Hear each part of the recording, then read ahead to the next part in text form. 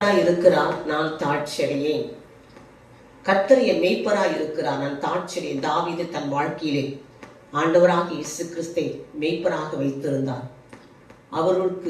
அவருடைய வார்த்தைகளுக்கு கீழ்ப்படிந்து, அவர் சத்தத்திற்கு கீழ்ப்படிந்து, அவர் தன் வாழ்க்கையிலே தாவீது தன் வாழ்க்கையிலே இயேசு கிறிஸ்துவை தன் மேய்ப்பராக கொண்டிருந்தார். கர்த்தருடைய பிள்ளைகளே, நம்முடைய வாழ்க்கையிலே தாவீது வாழ்க்கையிலே நிறைய விதமான இழப்புகள் ஏற்பட்டிருந்தாலும், தோல்விகள் ஏற்படுகிற மாதிரி சூழ்நிலைகள் வந்தாலும், ஆனால் எந்த காரியத்திலும் அவர் தோல்வி அடையவில்லை. எல்லாவற்றையும் ஜெயமாக முடித்து வந்தார். இயேசு கிறிஸ்து நம்புகிற நாம் அப்படித்தான். நாம் பயப்படக்கூடாது. கர்த்தர் என் மேய்ப்பராய் இருக்கிறார், நான் தாழ்ச்சி அடைவது. நமக்கு பலவிதமான வியாதி, பலவிதமான நிறைய இழப்புகளை, பிசினஸ் நாம் நிறைய இழப்புகளை சந்திப்போம். சரீரத்தில் சுகத்தை இழந்து போன மாதிரி சூழ்நிலைகளை நாம் சந்திப்போம். உதவி இல்லாத ஒரு சூழ்நிலை, யார் மூலயமா நமக்கு எந்த உதவியும் வரல. நமக்கு உதவி செய்வதற்கு ஆட்கள் கிடையாது, நம்மளை விசாரிப்பதற்கு ஆட்கள் கிடையாது. இந்த நோயிலிருந்து எப்படி யார் என்னை விடுதலையாக்குவார் என்று சொல்லி பல வழியிலே நாம் தவித்துக் கொண்டிருக்கிறோம். கர்த்தருடைய பிள்ளைகளே, இது நடக்குமா, இது நடக்காதா, இது கிடைக்குமா, இது கிடைக்காதா, இந்த காரியம் வருமா வராதா என்று சொல்லி நாம் ஏங்கி தவித்து கண்ணீர் வடித்து கதறிக் கொண்டிருக்கிறோம்.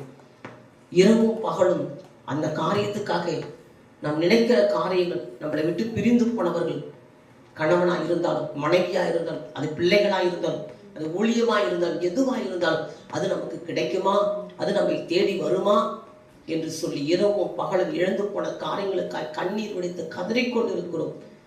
இழந்து போன சமாதானத்துக்காக, சந்தோஷத்துக்காக, பலத்துக்காக, நான் நல்லா சுகமா இருந்தேன், பிறகு நான் பலவீனமா இருக்கிறேன், வியாதியா இருக்கிறேன், மறுபடியும் அந்த சுகம் எனக்கு கிடைக்குமா, மறுபடியும் அந்த சமாதானம் எனக்கு கிடைக்குமா, மறுபடியும் இழந்து போன வேலை எனக்கு கிடைக்குமா, மறுபடியும் இழந்து போன சபை எனக்கு கிடைக்குமா, மறுபடியும் இழந்து போன என்னுடைய உறவு எனக்கு கிடைக்குமா, என் கணவன் கிடைப்பாரா, என் மனைவி கிடைக்குமா, என் பிள்ளைகள் எனக்கு கிடைப்பார்கள் என்று சொல்லி பல காரியங்களுக்காக நாம் ஏங்கி கண்ணீர் வடித்து கதறிக்கொண்டிருக்கிறோம்.